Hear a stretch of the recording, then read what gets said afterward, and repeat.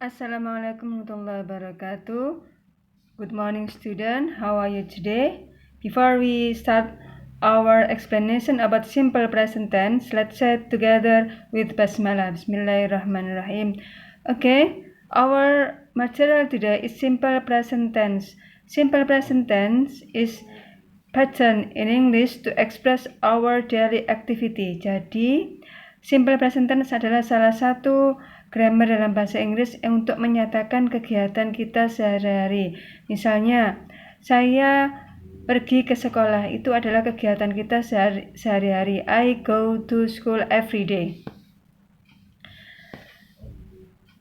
Useful of simple present tense. Kegunaan dari simple present tense yang pertama, digunakan untuk menyatakan kebenaran secara umum. Contohnya, kebenaran secara umum itu apa? Matahari terbit dari timur, matahari tenggelam di barat. Kalau dalam bahasa Inggris, the sun set in the west. The sun set in the west. Kemudian Indonesia has two season, wet and dry season. Indonesia mempunyai dua musim, yaitu musim hujan dan musim kemarau. Jadi kegunaan simple present yang pertama adalah digunakan untuk menyatakan kebenaran secara umum. Kegunaan yang kedua, kalimat simple present itu untuk menyatakan kebiasaan yang berulang atau habitual actions. Jadi kalau kalian ingin mengatakan dalam bahasa Inggris, saya itu mandi tiap hari. We have take a bath twice. Kita mandi kita mandi sehari 2 kali. Itu kurang a day ya belakangnya. Kemudian ada lagi contohnya, they play football at the afternoon. Mereka bermain sepak bola di sore hari.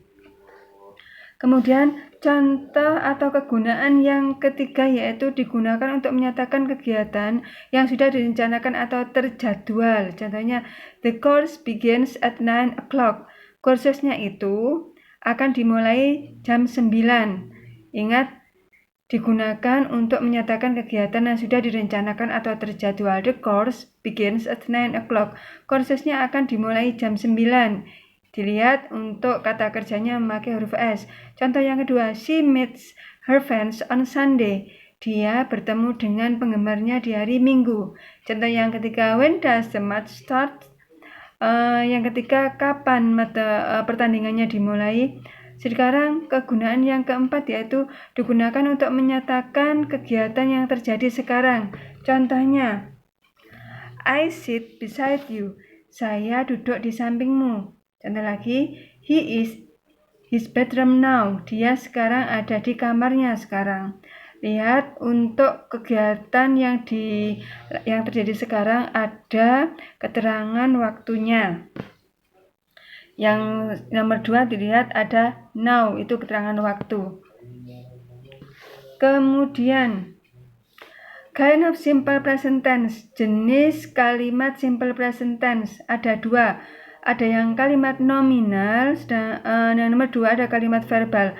Kalimat nominal yang kemarin sudah kita pelajari, kita menggunakan kalimat yang ada to be-nya saja. Contohnya, I am a student, I am a police, I am a secretary. Itu adalah kalimat nominal. Kemarin ada beberapa yang salah dalam mengerjakan. Yang saya minta hanya setelah to be adalah kata sifat. Yang kedua, jenis dari simple present tense ada kalimat verbal. Kalimat verbal itu apa? Kalimat yang di dalamnya terdapat kata kerjanya. Contoh kata kerja apa? Drink, and then write, run, sing, berlari, minum, makan. Itu contoh dari kalimat verbal. Contoh dari simple present tense seperti yang kita ketahui tadi. Kalau simple present tense itu ada 2 jenis kalimatnya. Yang satu kalimat nominal. Kalimat nominal itu kalimat yang tidak ada kata kerjanya. Sedangkan yang kedua jenisnya yaitu kalimat verbal.